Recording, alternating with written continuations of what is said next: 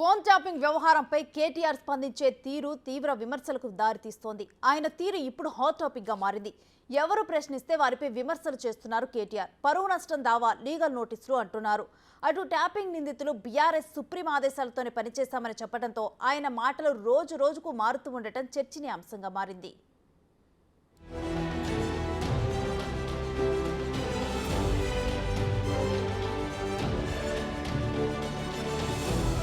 Phone tapping వ్యవహారంపై మాజీ మంత్రి కేటీఆర్ రోజుకో మాట.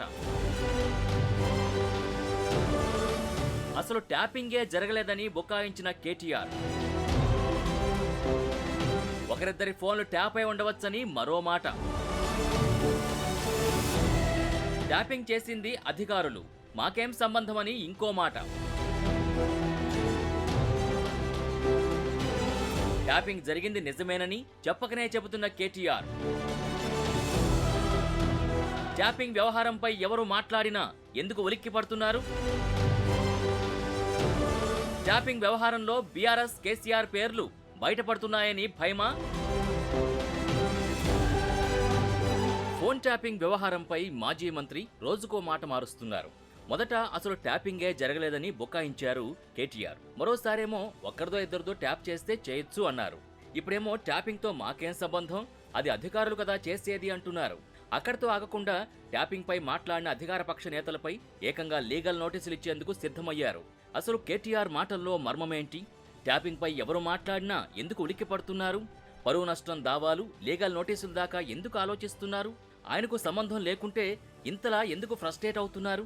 ట్యాపింగ్ వ్యవహారం బీఆర్ఎస్, కేసీఆర్, కేటీఆర్ కి వచ్చు బిగుస్తుందనే భయంతోనేనా? ఇప్పుడిదే రాజకీయ వర్గాల్లో చర్చనీయాంశమైంది. పంపించమనండి, తప్పేముంది. ఆయన మైక్ పట్టుకొని ఇష్టం ఉన్నట్టు మాట్లాడి రేవంత్ రెడ్డి గారిని పబ్లిక్గా తిట్టి అదొక జోక్ అనుకొని నవ్వుకుంటూ ఏంటో పిచ్చి పిచ్చి జోకులు వేశాడు. ఆ జోకులు కూడా మీకు తెలుసు, నేను నోటితో చెప్పలేనటువంటి జోకులు. అట్లాంటివి మాట్లాడి దిగజారిపోయి ఈరోజు ఏం మాట్లాడాలి ప్రజల ముందు, మీడియా ముందు అనేటువంటి ఆలోచన లేకుండా ఆయన మాట్లాడి ఈరోజు దానికి కౌంటర్ మాట్లాడితే నా మీద లీగల్ నోటీస్ పంపిస్తా అంటే పంపించుకొనివ్వండి, మేము దానికి ఆన్సరబుల్ ఉన్నాము, చేస్తాము. మేము ఎక్కడా కూడా తప్పు మాట్లాడలేదు. ఆయన ఇచ్చిన దానికి కౌంటర్ మాత్రమే మేము మాట్లాడడం జరిగింది. ఇచ్చుకున్నా మాకేం ప్రాబ్లం లేదు. ఎందుకంటే ఇకనైనా భాష మార్చుకుంటే మంచిదని మళ్ళీ కూడా నేను హెచ్చరిస్తా ఉన్నాను. ఎందుకంటే మీ నాన్న దగ్గర నుంచే స్టార్ట్ అయింది భాష వక్రీకరించి మాట్లాడడము, ఇటువంటి భాష మాట్లాడడం అనేది. ఒక్కసారి వెనక్కి తిరిగి తీసుకుంటే మీ కుటుంబం నుంచే స్టార్ట్ అయింది. అది మీ కుటుంబం మాట్లాడింది కాబట్టి దాని కౌంటర్గా ఎదురుగా వాళ్ళు కూడా మాట్లాడాల్సిన అవసరం వచ్చింది. మీరు మాట్లాడే పద్ధతి బాగుంటే మేము మాట్లాడే పద్ధతి బాగుంటుంది, మీరు మాట్లాడే పద్ధతిని బట్టే మా మాట ఉంటుంది. కాబట్టి అదే పద్ధతిలో మేము కూడా మాట్లాడతామని తెలియజేస్తా ఉన్నాం. అది ఆయన వేసుకొని ఇవ్వండి అబ్బా, ఫోన్ ట్యాపింగ్లో వస్తుందా రాదని ఇన్వెస్టిగేషన్ జరుగుతూ ఉంది. ఇన్వెస్టిగేషన్లో ఆయన పేరంటూ వస్తే తప్పకుండా కేసు పడుతుంది. ఫోన్ ట్యాపింగ్ కేసుని అధికారులపై నెట్టేసే ప్రయత్నం చేస్తోంది బీఆర్ఎస్. నిజంగా ఫోన్ ట్యాపింగ్ జరుగుంటే అధికారులకి తెలీదా అని కేటీఆర్ ప్రశ్నిస్తున్నారు. ఫోన్ ట్యాపింగ్ కు కేసీఆర్ ఒక్కరే బాధ్యులా, అధికారులు బాధ్యులు కాదా అంటూ వితండవాదం చేస్తున్నారు.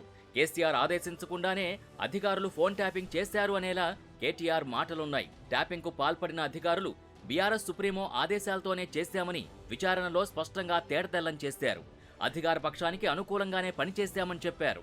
ఎన్నికల్లో డబ్బు తరలింపు, ప్రతిపక్ష నేతలు, వారి కుటుంబీకుల ఫోన్ ట్యాప్ చేయడమే తమ పని అని స్పష్టం చేశారు. ట్యాపింగ్ చేసిన వారే స్వయానా ఒప్పుకున్నాక చేసేదేమీ లేక పక్కదారి పట్టించేలా కేటీఆర్ చేస్తున్నారని తెలుస్తోంది. ఫోన్ ట్యాపింగ్ చేసుకుంటూ ఈరోజు ఎంతో మంది హీరోయిన్లు అటువంటి వాళ్ళని కూడా బ్లాక్ మెయిల్ చేసి, కొంతమంది అధికారులను ఈరోజు బలి చేసి వాళ్ళ ఉద్యోగాలు పోయి జైళ్లకు పోయేటువంటి పరిస్థితి తీసుకొచ్చిండు. మరొక పక్క కాళేశ్వరం మేడిగడ్డ కట్టి మరి మీరు మొత్తానికి కాళేశ్వరాన్ని మేడిగడ్డను కూడా ఈరోజు కూల్చాలా, ఏం చేయాలో తెలియనటువంటి పరిస్థితుల్లో మీరు వదిలిపెట్టిపోవడం అనేది చాలా బాధాకరం. మరి ఇటువంటి పనులన్నీ మీరు చేసి కాంగ్రెస్ రాగానే ఈరోజు కష్టకాలం వచ్చింది, కాలం కావట్లేదు అని చెప్పి మాట్లాడుతూ ఉన్నారు. తీరా చూస్తే కేటీఆర్ అధికారులపైనే మొత్తం ట్యాపింగ్ నేరం నెట్టేస్తున్నారు. శివధర్ రెడ్డి, మహేందర్ రెడ్డి, రవిగుప్తా, సజ్జనార్ సహా చాలా మంది అధికారులు అప్పుడు ఇప్పుడు ఉన్నారని, మారింది ప్రభుత్వమే గాని అధికారులు కాదని కేటీఆర్ వాదిస్తున్నారు. ఫోన్ ట్యాపింగ్ పై 2004 నుంచి విచారణ జరిపించాలని అంటున్నారు. 10 ఏళ్ల పాలనలో తాము చేసిన అక్రమాల్ని కప్పిపుచ్చేందుకు కేటీఆర్ కొత్త స్ట్రాటజీని తెరపైకి తీసుకొస్తున్నారు. ఎలాగైనా ట్యాపింగ్ వ్యవహారాన్ని తప్పుదోవ పట్టించాలని భావిస్తున్నట్టు తెలుస్తోంది. అధికారులు మారలేదు, ప్రభుత్వం మారింది, పార్టీ మారింది. ఇదే శివధర్ రెడ్డి ఈరోజు ఇంటెలిజెన్స్ డీజీ అనుకుంటే ఇప్పుడు ఆయన, ఆనాడు ఇంటెలిజెన్స్ ఐజీగా ఉన్నారు కేసీఆర్ గారి గవర్నమెంట్లో.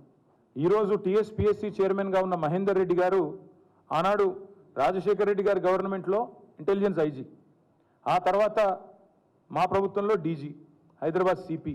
మరి ఈరోజు డీజీపీగా ఉన్న రవి గుప్తా గారు ఆనాడు హోమ్ సెక్రటరీ. వీరందరూ కూడా మరి ఈరోజు మా మీద చేసే ఆరోపణలు కానీ, ఇష్టం వచ్చినట్టు ఇచ్చే లీకులు కానీ, మాట్లాడుతున్న మాటలు కానీ, ఆ రోజు అధికారుల ప్రమేయం నిజంగానే జరిగింది అనుకుంటే ఒక్క నిమిషం, ఈ అధికారులకు ఎవరికి తెలియదా? వారెవరు బాధ్యులు కాదు, ఒక కేసీఆర్ గారు మాత్రమే బాధ్యుడు అనే లైన్లో ఇవాళ ఏదైతే లీకులు ఇస్తున్నారో లీకు వీరుడు, నేను అడుగుతా ఉన్నా. మరి మహేందర్ రెడ్డి గారు, శివధర్ రెడ్డి గారు, రవి గుప్తా గారు, ఇంకా చాలామంది ఉన్నారు, సజ్జనార్ గారు ఆనాడు ఎస్ఐబి చీఫ్, వీళ్ళందరూ ఉన్నారు. మరి అధికారులే మారలేదు కదా. ఫోన్ ట్యాపింగ్ నేను డిమాండ్ చేస్తున్నా ఈ ప్రభుత్వాన్ని, మీకు చిత్తశుద్ధి ఉంటే 2004 మొదలుపెట్టు. ఫ్రస్ట్రేషన్ పీక్స్లోకి వెళ్ళాక కేటీఆర్ మాటలు అవధులు దాటినట్టు కనిపిస్తోంది. ఎవరు మాట్లాడితే వారిపై విరుచుకుపడుతున్నారు. ఫోన్ ట్యాపింగ్ వ్యవహారంలో తనపై ఆరోపణ చేసిన మహిళా మంత్రి కొండా సురేఖపై వివాదాస్పద వ్యాఖ్యలు చేశారు. ఏకంగా తాట తీస్తానంటూ దారుణంగా మాట్లాడి ఆ తర్వాత తన ఉద్దేశం అది కాదంటూ సర్ది చెప్పుకునే ప్రయత్నం చేశారు. ఆయన తీరుపై మహిళా బీసీ సంఘాల నేతలు మండిపడుతున్నారు. నీతులు ఇతరులకు చెప్పడానికేనా, మీకు వర్తించవా అని ప్రశ్నిస్తున్నారు. కేటీఆర్ తన స్థాయి కంటే దిగజారి మాట్లాడడంపై అసహనం వ్యక్తం చేస్తున్నారు. నాకు ఎలాంటి ఇల్లీగల్ వ్యవహారాలతో నాకు సంబంధం లేదు. ఫోన్ ట్యాపింగ్ అని చెప్పి లీకు వీరుడు రేవంత్ రెడ్డి గారు పాపం డైరెక్ట్గా ప్రెస్ కాన్ఫరెన్స్ పెట్టే దమ్ము లేదు, డైరెక్ట్గా ఆధారాలు ప్రజల ముందు పెట్టే దమ్ము లేదు, ఏముందో విషయం ఎవరికి తెలియదు. పోలీస్ రిమాండ్లో ఉన్న వాళ్ళకి కూడా ఫోన్లకు వెళ్ళి మీకు లీకులు వస్తాయి. ఈయన లీకు వీరుడు. మరి లీకు వీరుడు ఏదో కష్టపడి నా క్యారెక్టర్ అసాసినేషన్ చేయాలనే ప్రయత్నంలో చాలా బలంగా ఉన్నాడు. ఎవరో హీరోయిన్లను నేను బెదిరించిన అంటది ఆ మంత్రి. ఆమెకు నెత్తుందా లేదా నాకు తెలియదు. నాకు అంత కర్మ ఏంది, నాకు ఈ దిక్కుమాలిన పనులు చేయాల్సిన పరిస్థితి ఏంది, నాకు ఎలాంటి ఫోన్ ట్యాపింగ్ వ్యవహారంతో నాకు ఎలాంటి సంబంధము లేదు. ఈ అడ్డమైన మాటలు ఎవరైనా మాట్లాడితే, చెత్త మాటలు ఎవరైనా మాట్లాడితే వారు మంత్రి అయినా ముఖ్యమంత్రి అయినా తాట తీస్తాము, లీగల్గానే చూసుకుంటాం. తాట తీస్తామంటే మళ్ళీ మీరు ఇదే యూట్యూబ్లో తమ్మునీళ్ళు పెట్టి తాట తీస్తామన్నాడు, ఈయనకు అహంకారం ఎక్కువ అని చూపెట్టకూరి. అదే వినండి, తొందరపడకండి. తప్పకుండా లీగల్గానే ఎదుర్కొంటాం, న్యాయపరంగానే ఎదుర్కొంటాం. మాకు ఎవరిని బెదిరించాల్సిన అవసరం కానీ, ఎవరిని ట్యాపింగ్ చేయాల్సిన అవసరం కానీ లేదు. ఎవరు మాట్లాడితే వారిపై పరువు నష్టం, లీగల్ నోటీసులు అంటూ మాట్లాడుతున్నారు. మంత్రి కొండా సురేఖ, కాంగ్రెస్ ఎమ్మెల్యే ఎన్ఎం శ్రీనివాసరెడ్డితో పాటు కేకే మహేందర్ రెడ్డికి లీగల్ నోటీసులు పంపారు. ఫోన్ ట్యాపింగ్ కేసులో తనపై తప్పుడు ఆరోపణలు చేశారని కేటీఆర్ ఆరోపిస్తున్నారు. వారంలోగా క్షమాపణ చెప్పకపోతే పరువు నష్టం దావా వేస్తానని నోటీసుల్లో కేటీఆర్ పేర్కొన్నారు. తప్పు చేయనప్పుడు కేటీఆర్ నోటీసుల దాకా ఎందుకు ఆలోచిస్తున్నారు? ఒక నిబద్ధత గల రాజకీయ నేతగా తనపై వచ్చిన ఆరోపణల్ని నిజం కాదని నిరూపించాల్సింది పోయి ఇలా నోటీసులు, పరువు నష్టం దావా అనడమేంటి? ఫోన్ ట్యాపింగ్ వ్యవహారంపై యావత్తు తెలంగాణ మొత్తం బీఆర్ఎస్, కేసీఆర్, కేటీఆర్ ప్రమేయం లేకుండా జరగదు అంటున్నారు. ప్రజలందరి మీద పరువు నష్టం దావా వేస్తారా? ప్రజలందరికీ నోటీసులు పంపిస్తారా అనే ప్రశ్నలు వస్తున్నాయి.